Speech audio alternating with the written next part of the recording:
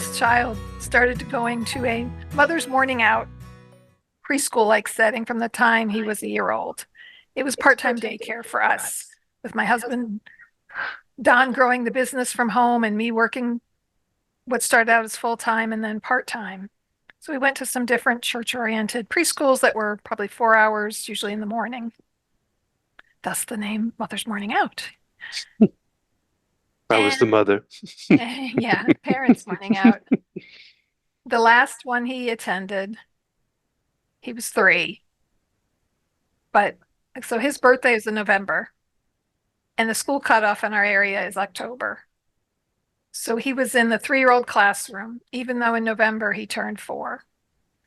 So here's this kid who's different than his peers. It's a small classroom, maybe 5 or 6 kids. There's one girl who comes once in a while, and the rest are all boys. And the teacher asked to speak to us one day, and she realized he was ahead of typical learning as far as reading and writing. He was walking around the room, and one day he asked her, "What is sign in?" Because there was a clipboard with paper hanging up and the word sign in. And I remember her telling me the other boys, she's just trying to get them to sit and use a crayon or something, and they wouldn't do that. So she calls us one day and says, "Yeah, I need to talk to you about something he's done."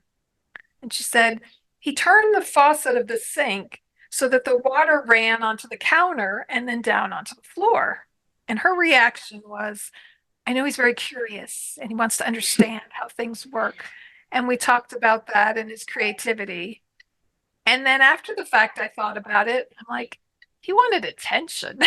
I mean, sure, there was a curiosity point, but I'm sure there was also an element of, I don't know. It's hard to know. How do you get in the mind of a 3.5, 4-year-old to know what they were thinking? But thinking about how kids can be labeled when they go to school.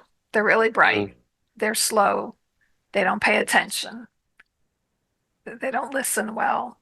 There's so many different labels of things that can happen. I was learning about homeschooling at this time and looking at my child and hearing from others what they learn in kindergarten, what the expectations are, and realizing this is not going to be a good fit. He's already recognizing words and doing some simple reading. And this was more than a year before he would start school. So I began researching the homeschooling world more. Well, hello, this is Don, And this is Gina with Focused Healthy Family, and this is podcast number 107, and we're talking about child-led learning. and kind of our evolution of child-led learning and what it means to us. Before we get into that, we've got something new to share. We're starting a new program, I guess you'd call it. And I don't know if that's the right term nowadays, program, but it's called Ask the OT, the occupational therapist, which is, of course, Gina. And we're going to be getting online and offering people to come in and join us to ask questions from an occupational therapist about senior care. We're really going to focus towards the sandwich generation and those taking care of aging parents. Or aging loved ones of any sort. Sometimes it's a friend or other family member, but dealing with the challenges of aging, looking ahead. You know, maybe your parents fine right now, but you're concerned about the future. You live far away from them. What if this happens? Or you're in that place already. Mom fell and broke her hip, and you live 300 miles away. And what are you going to do? How are you going to help her? She's widowed, she's on her own. So there's so many different components that are involved here between visits to the hospital and rehab centers and the home setting and looking at different options. And mom just won't leave the house. She's going to just live there forever, and you're concerned about it. And so we're going to discuss these different topics, but we really want you to come on and join us and ask your questions. And we'll do live sessions. We're looking at twice a month. Yeah, we've I didn't we don't we have a date tentatively set up, but we will be posting it on the Focus Healthy Family site probably within the next couple of days, hopefully, and setting up to where you can sign up for it. You know, I run into people a lot that are in that scenario where they've got the aging parent and they're frustrated. They're feeling sometimes a little bit hopeless because they don't know where to turn, what to do, and they've got a parent that's can be in crisis, and they don't know where to go, and that's where we're hoping to help out, to give opportunity for a person to just call in and ask questions that you don't know who else to turn to for. So we ask you to uh, check in with us. You know, go to our website. If you don't see it up there, just hit the contact us button, and you can find out more about it. We're looking to start in April. And, you can contact us live, or if you want to send a question, can send it anonymously. I deal with this every day when I'm at work. Family members coming in. Sometimes it's, well, we were looking at finding a different place to live, and then this happened. In different situations that come to me all the time and that I've been dealing with for years as an occupational therapist, working in primarily adult and geriatric rehab, and just all the different things that are entailed with that, as well as my personal experience from navigating this system with my dad being in the hospital and having to go to rehab and having to advocate for him and help my mom through these processes. So I want to bring that personal and professional experience to everyone out there because I know the baby boomers are growing, the largest growing population. And so it's many people, it's our parents or possibly grandparents in that situation. So please join us. Like Don said, check back for more information. All right, and we're back for the podcast talking about child-led learning today. So I have a separate blog called Child-Led Learning. And I have an original post that I titled, What Does Child Led Mean? I like the term because we allow our children to learn at their own pace, just like they do with crawling, walking, and talking. And I believe children can learn to read and write in the same way. So I've watched this with my own three children. And our approach has been not separating learning from the rest of our life. So as adults, if we want to learn something, there's a topic we're interested in, we want to learn to knit, golf, whatever it is, how do we do that? We join a group, we look online, we research information, you go to the local yarn shop, or you go golfing with a friend. Think about the ways that you learn things. So our children can learn in the same natural, organic way. They're interested in something and they research it, they find out information. So if our children are brought up in an environment that is supporting and loving of their interests and ideas, and we can nurture and encourage that, then that love of learning can really continue in the child.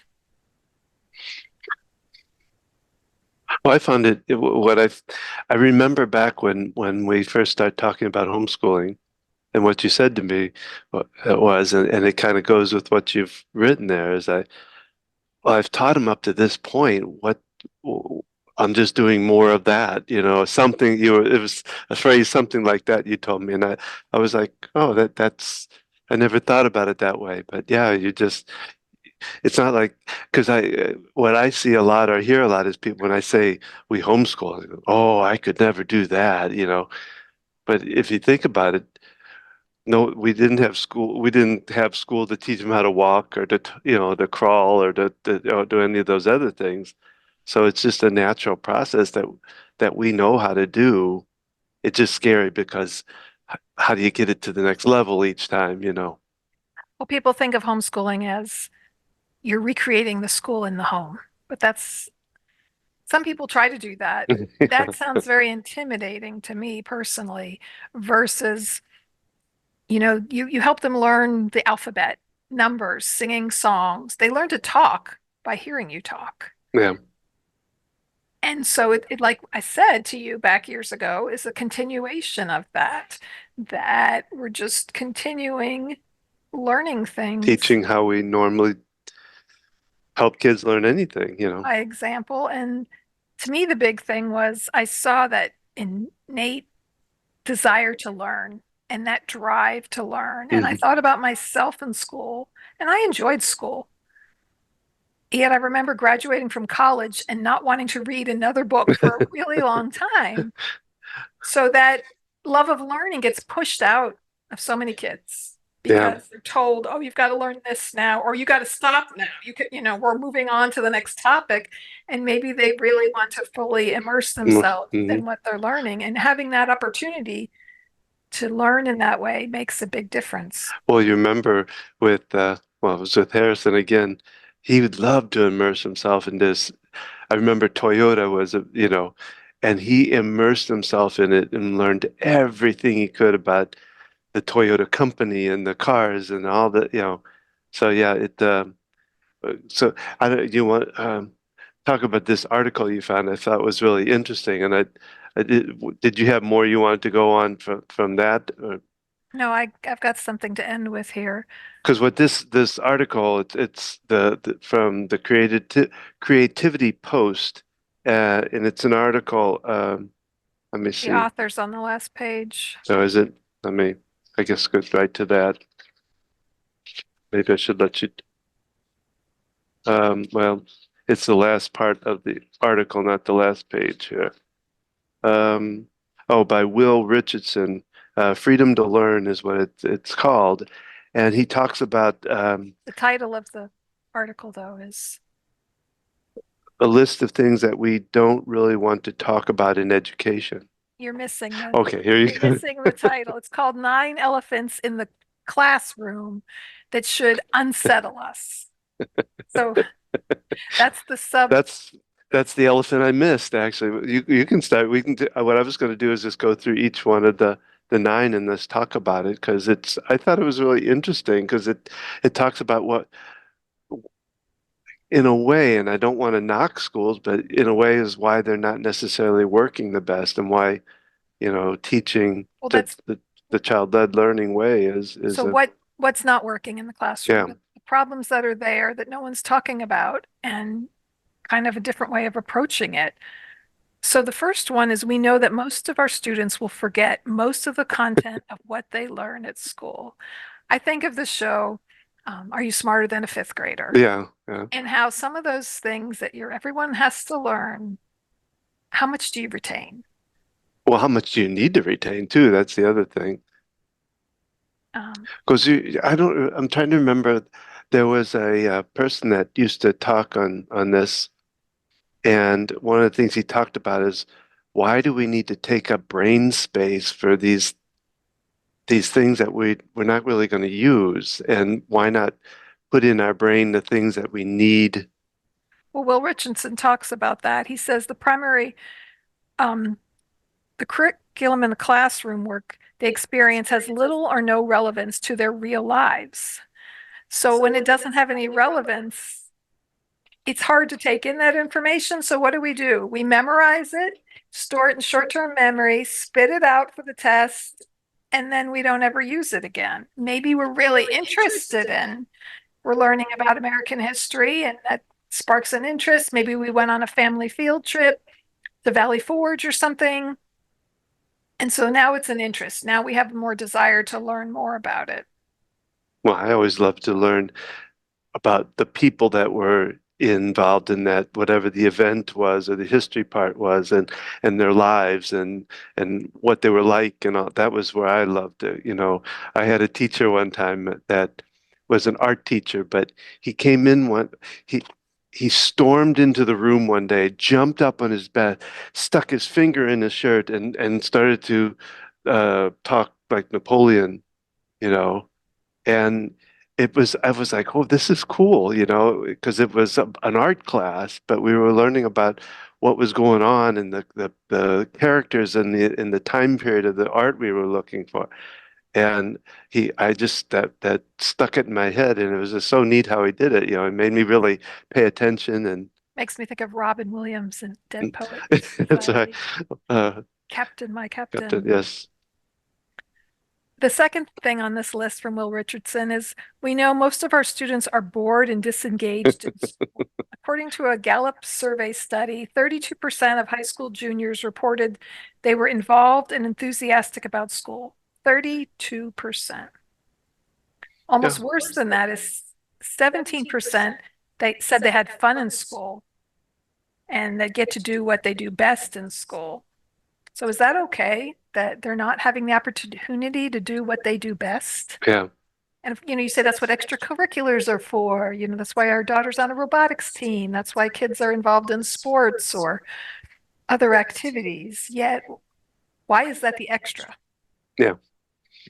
I was that bored, kind of didn't really like school, going through most of school. Like, unless it was a class that I just really, really wanted or enjoyed, I could care less. I mean, I wasn't rebellious, but I didn't enjoy it. I'd wake up and just like, oh, I gotta go to school. And I'd come home as like homework, you know, it just, yeah. So I get that one sticks out for me big, big time because I just was not.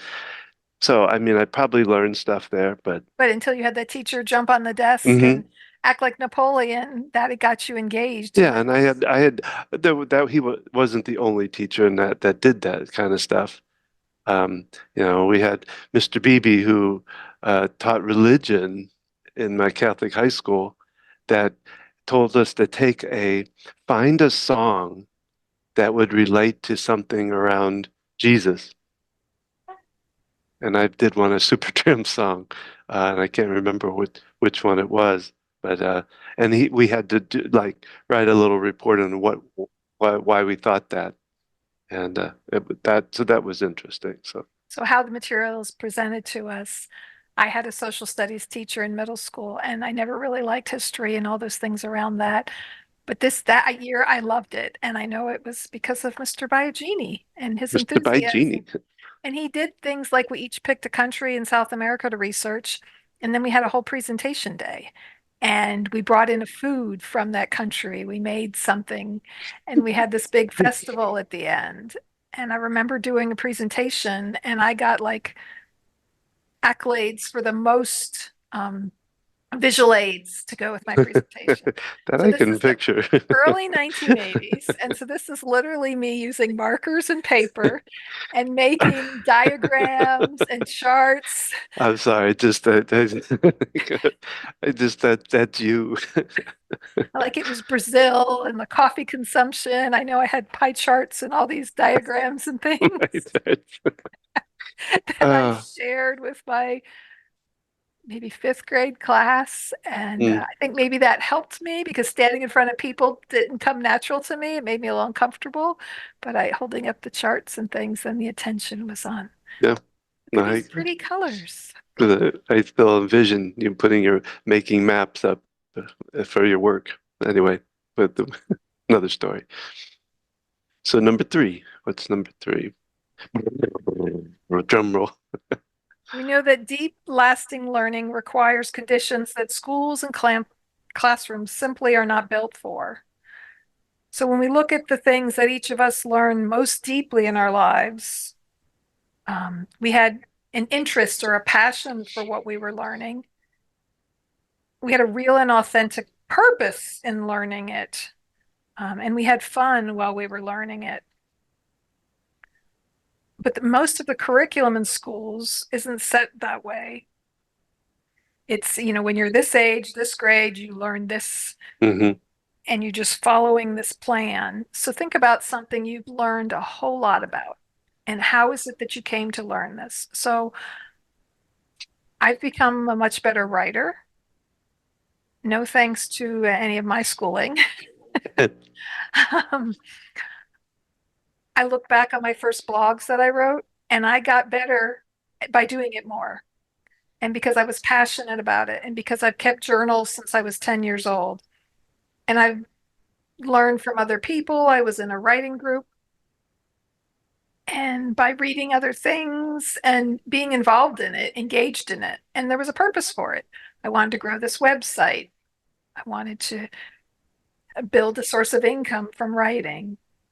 So how did I learn that? It was about being meshed into it and Hmm. digging up information and reading how other people wrote. And Well, and it's also you don't write sitting up at a desk, you know, you like to go sit outside sometimes. You sometimes sit in your comfy chair, and or you some people I see like to just like sack out on their bed and write. It's so that school doesn't give you the atmosphere, well, no, and I the remember getting a B or a C in handwriting because I wasn't slanting my letters properly. mm, And what does that really matter? I mean, I taught my kids how to sign their name because that's the one aspect of handwriting that you need to some extent. Um, but what purpose did that serve in making me slant my letters and write a yeah. certain way? Sure, I need to learn the fine motor skills of writing, and I think that is important. Yet functionally, I taught my kids typing from the time they were, I don't know, somewhere between 5 and 7, maybe. They learned, we used a fun kids typing program because why? Typing is everywhere. Everything you need to do now involves a computer keyboard. And so they had an interest in doing it because they wanted to Oh, do and they things. type like crazy now. It's amazing without really any big, huge. I mean, I think our youngest was probably the one that had the most kind of lessons on it, if I remember right. 'Cause I don't think because I remember her doing that program where I followed. I'm I trying to had a remember. game for each of them. I Yeah, used something, but we didn't use it as a structured curriculum. It was just yeah. like that's how we got started. And it's funny because in middle school I had typing class. I can still hear the teacher standing up, shouting out ASDFGHJKL semicolon. I Well, and you had electric typewriters too. I don't. We had manuals still, or some of them think were they were some. electric. So I learned that there, and yet my kids are far better at typing Oh yeah, they because just they've go been doing it. When did I have the opportunity to type? high school probably. Yeah, a term paper I Mine had was to high write, school. and we had a IBM computer in the home that was DOS based, Yeah, and I had to know the commands to be able to capitalize things. It was a yeah. pain in the neck. Yeah, I remember all that fun stuff. Well, schools don't teach you how to write letters backwards either. What letter did I accidentally teach Abby to write backwards? I don't know if you It was taught it. Y. Was it backwards or was it missing? I I don't think it know. was backwards somehow. I just remember, I don't know what I was thinking that day. But Um, anyway, all right, so number 4. we know that we're not assessing many of the things that kids really need for their future. Um, the majority of things that K to 12 schools are teaching is not really the most important. It's much more difficult to access literacy skills and dispositions that are required to lead a happy, healthy life. So in the world, looking about creativity, change, connection, networking, a lot of it's not being taught in schools. Well, we're going to have a Tuesday tip coming up in about 2 weeks, uh, where we talk about what they should be, well, I think the article we based on subjects that should be taught in school, and it's like, teaching them taxing or cooking or how to basic home repairs, things like that are actual things that they need to take into, and there's quite a few more than that, but some of these classes that would be wonderful for kids to do so for everyday living. Just go, how do you, well, this is getting a little bit to be in the past, but how to write a check, even though nowadays it's getting less and less, but still knowing how to handle your finances, how to handle banking. Uh, I think we even have some room for improvement there ourselves in showing our kids the financial, so yeah, I agree with that. I like this quote here, and in his article, he quotes Mitch Resnick of the MIT Media Lab. And this is a quote: Today's education systems are not designated to help people develop as creative thinkers. It is ironic and distressing that at the same time, machines are increasingly taking over workplace tasks that don't require any uniquely human abilities, our educational systems continue to push children to think and act like machines.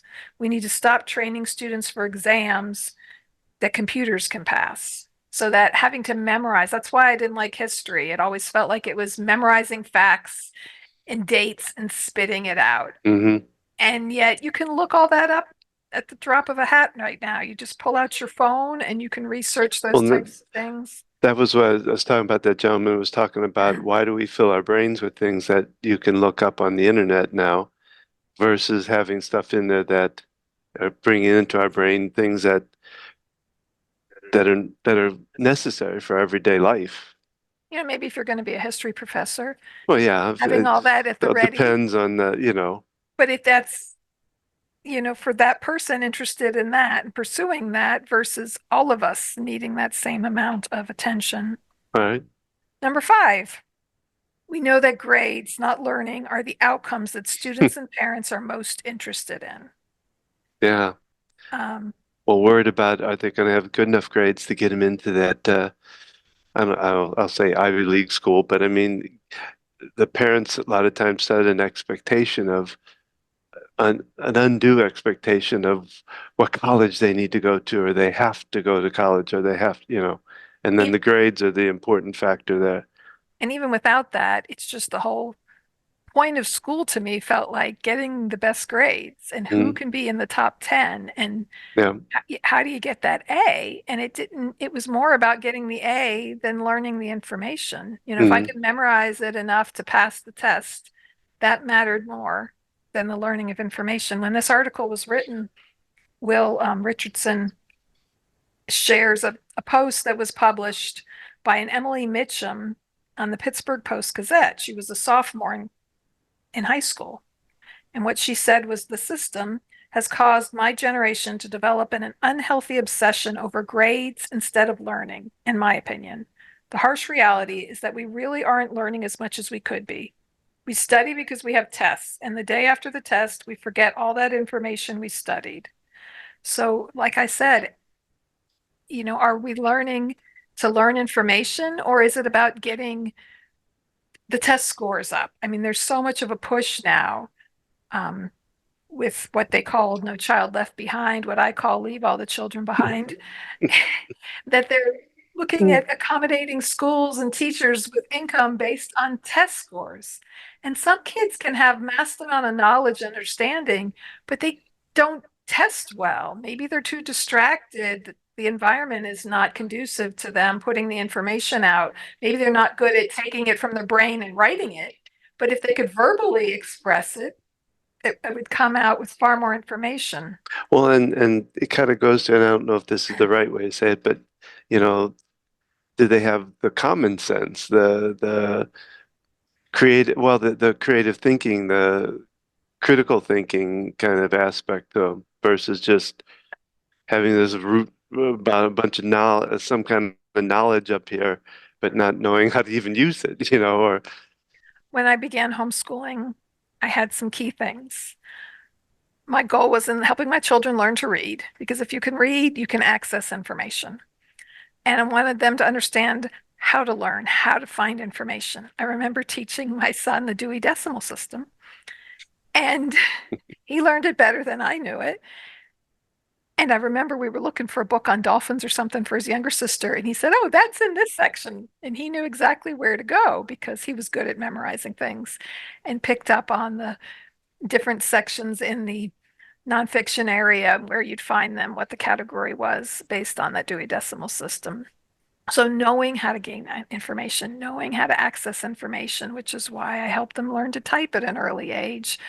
And we utilize the internet and looking up information and using other resources, going to the library. Like when we bought the Toyota and our son became obsessed with Toyota, he checked out the book called The History of the Toyota Motor Corporation. He was, I think, 8. And I remember it was one of these, we'd go online, you'd order the book, and then they'd get it from whichever library and bring it to your local one. And we went to pick it up, and he's like jumping up and down that the book was there for him. Was he was also one that would we'd go around in groups and go, "You want to talk about Toyota?" Nobody really wanted to talk about Toyota.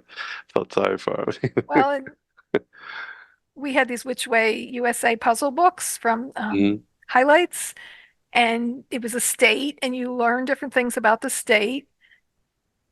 And we went to Texas for a family member's wedding, and we learned some about Texas. And we were staying in Dallas, but we also went to Fort Worth and learned about the cattle drive and went and did some activities there. And so we came back from that trip, and he walked around the park saying, "Does anyone want to talk about Texas?"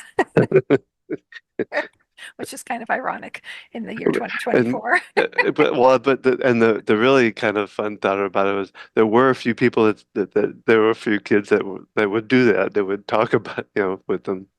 So all right, number what, 6 or 7? I can't remember where we're at. We know that curriculum is just a guess. The way we talk about the curriculum, you would think it was something delivered on a gold platter from on high. In reality, it was pretty much written by 10 middle-aged white guys and their primarily white middle-aged friends in 1980 in 1894, called the Committee of 10. They were from some of the most prestigious schools and universities at the time, and they fashioned the structure of what we still teach in schools today. 1894. That is more than 100 years ago. But we know that what every student in 1894 was supposed to learn is really not relevant. And this article was written 2015 or in 2024 as it is now. Um, now that we have access to pretty much all the things that we know, 1 billionth of 1%, are we going to choose to teach them in school? So we have such access to things. What are we really following what was established in 1894? 130 years ago. Um, you know, I homeschooled my kids from early on, and I helped other home parents, and I ran a website, and people would reach out. And my 2-year-old, I'm thinking about homeschooling, and I'm thinking about kindergarten, and what do I need to do now to prepare them? And I'm like, they're two. Play, play games, explore, be creative, go on field trips.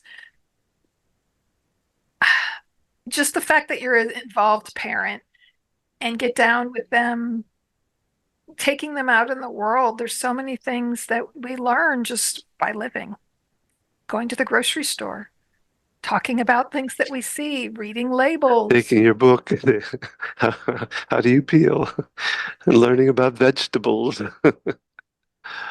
They go to the post office with us, and they learn, it's not a funeral home. That's a family joke. Um, we followed my mom one time looking for a post office, and she saw a flag and pulled in, and it was a funeral home. And she went in and asked, "Where do I put my mail?" Just put it in the coffin next to the dead person. It'll get delivered. Um, goodness, Anyway, and she was what, maybe in her 60s at the time, so we laugh about this. So going out there and seeing these things and living life, I remember when we'd have repair people come, and our oldest was particularly interested in learning about mm, watching every bit of it. asking questions of an electrician or air conditioner repair person, and just being there. And there's so much that can be learned just from living your life, being in your house, experiencing things. So what number are we on now? 7. We know that separating learning into discrete subjects and time blocks is not the best way to prepare kids for the real world, right? When you go into work, do they say, "Okay, geography, everyone get your maps out. It's time Well, for math. Everybody do your billing right now. It's billing time." yeah, I was gonna say it. That you could really put it to real world, and uh, I like we're going into the doctor's office. So you don't have people, okay, everybody today we're going to work on diabetes only, or you, anyway, yeah. I heard a funny story. I think I was listening to Wait, Wait, Don't Tell Me, the NPR news quiz that they have as a podcast. And the guy went in for a vasectomy that had to be, no, he went in for a gallbladder stone removal or something and a gallbladder surgery. And it was supposed to be on Tuesday and it got rescheduled to Wednesday. He came out with a vasectomy because Wednesday was vasectomy day. So a mistake was made. Yeah, if you come in before midnight, they give you a half off. Well, and they, Ouch. if they write on people's legs if they're amputating or if they're doing a joint replacement so that they be sure to operate on the correct one. We diverge a little bit from the Yes. topic at hand, but so learning, I remember with the oldest, I set up a book and I had categories. Oh, my categories were not English and math and writing. Even then, I had a sense of this, and it's kind of as I helped facilitate their learning, I began to see how learning really happened and separate myself from those subjects of English, math, science, social studies, etc.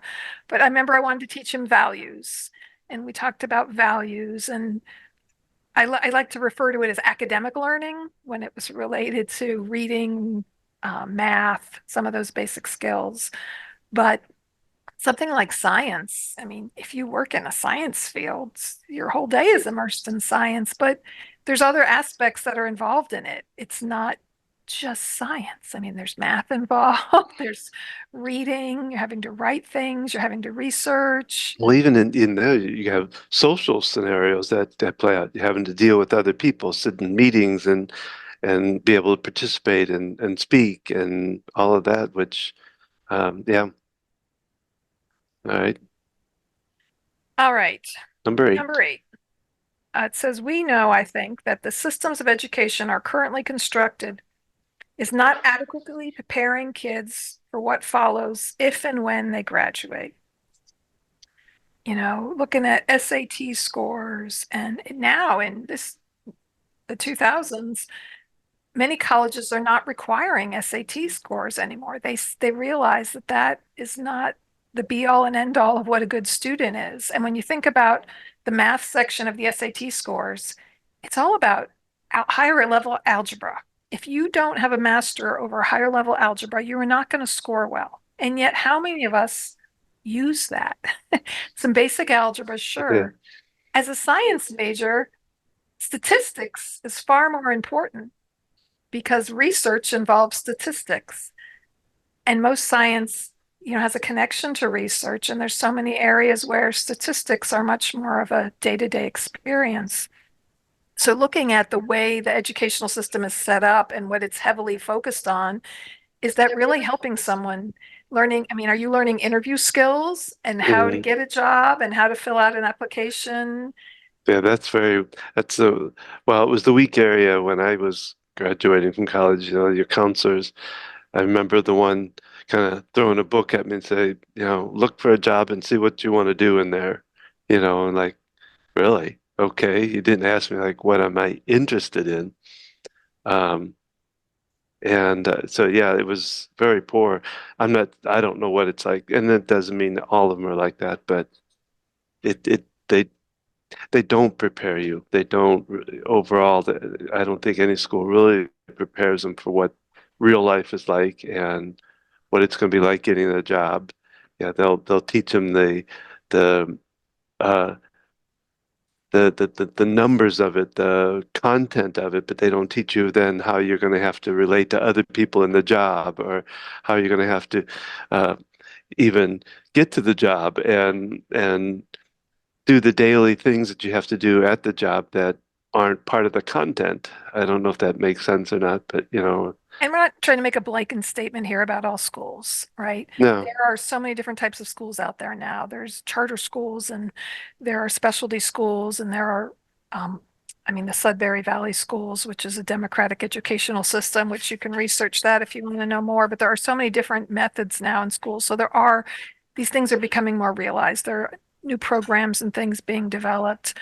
A lot of the really cool stuff I see, though, are in supplement to the school. It's Mm, not are yeah. meshed into the everyday learning. But just recognizing these things and paying attention and asking these questions and challenging, is this really ideal for our students to learn in this way? All right, moving on to the ninth and final elephant, as Will Richardson calls it. We know that learning sticks. Um, oh, the learning that sticks is usually learned informally. Explicit knowledge accounts for very little of our success in most professions. So the ability to learn from others face to face, to network, is so important. Um, when we keep what we most of what we teach kids as an just in case they might need it someday. Um, I'm stumbling over my words here.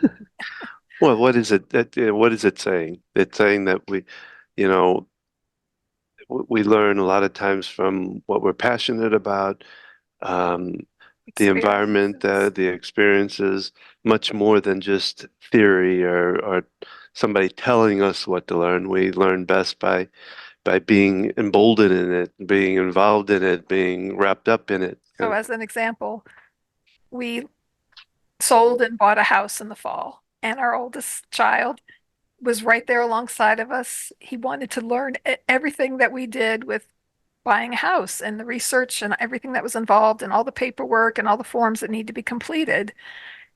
And literally 3, 4 months later, he turned around looking for a house and he had learned so much from us that it went He did it like 3 times faster than we did, you know. it went so smoothly for him. But Mhm. he'd grown up in that environment where he participates in what mom and dad are doing, whether it's going to the grocery store, meal planning, shopping, doing things on the car, and seeing that hands-on, we're learning that skill by being enmeshed in it. And, he was planning to buy a house, so he was very curious. He wanted to know what the process was. It's not something you're going to say, okay, we're going to teach in 12th grade, how to buy a house. Well, it doesn't have any meaning then. There's not in a No. position to purchase a home and it's not the right timing. But basic finances, personal finance, how to manage your money, kids who have jobs, yeah, those things are really important. And, with looking at credit card debt in the nation and the problems we have with paying off our debt, are we, we're not learning this skill. We're not having that opportunity to not just book learn it, but to practice it. Hmm. Here's the amount of money. These are things you need to, have money for. Then you need to figure out what is extras you can spend on, and you need to have kind of learn it by doing, by experiencing it. Well, I think the other thing kind of coming to me in this too is that because, as I said, we don't want to sit here and down schools, and this, but No, what I think might be important here to understand for parents is that whatever school that your child is in, if that's what the path you're going down versus going homeschooling, and we're not saying everybody needs a homeschool, but if whatever path they're in, if they're in a school, you can enhance it, the parent can enhance it by knowing these things that we talked about today. They can then enhance the time that they're when they're not in school, or help them when they're in the school, how to make school better for them. I mean, I think, a lot of parents are now looking at schools and choosing schools for their yeah, kids that's another. and knowing the questions to ask and also challenging it, becoming part of the school board, being, Hmm. challenging these things that are being taught and finding a way to, there are some great programs and teachers out there who are finding ways to work within the system, the way it's set up, and to learn in different ways. So we've got to ask the questions first. We've got to challenge the way it's always been and say, is this still working? And knowing our child, each child is different and the way that works for them is different. I've got friends who homeschool one child, but for another child, they're going to this specific school or, maybe it's art-based school or a language immersion or knowing what works best to help that child navigate. So I wanted to wrap up today with one of the posts I read is things that I've learned from my children. Okay. Stop and slow down and pay attention to things around you. Reading together before bed is a good habit. Eat when you are hungry and sleep when you are tired. Hugs and kisses are good medicine. Laughter is the best medicine. Follow your passion. Be who you are and don't apologize for it. Speak the truth, speak your truth. How people talk matters as much as what they say. Respect is a two-way street. If you love to dance, then dance as much as you can. Reading a great book is more fun when read alongside with friends. Satoshi Tajiri created Pokemon. Persistence is challenging to parents but valued by employers. Hiking heals the soul. The view at the top of the mountain is worth climbing past the danger sign. The first time at the beach is the best time. Going to the beach is even more fun with children. Digging in the sand is calming and satisfying. Straws kill sea turtles. Don't let people tell you that you cannot hike 20 miles in one hike. If you love hiking, don't allow people to convince you to be a swimmer or a biker. Learning to ride a bike is not required. School changes how you look at learning. Life experience is more meaningful than a college degree. Don't waste your time trying to be something that you are not. Music speaks a multi-generational language. We can do anything we set our minds to.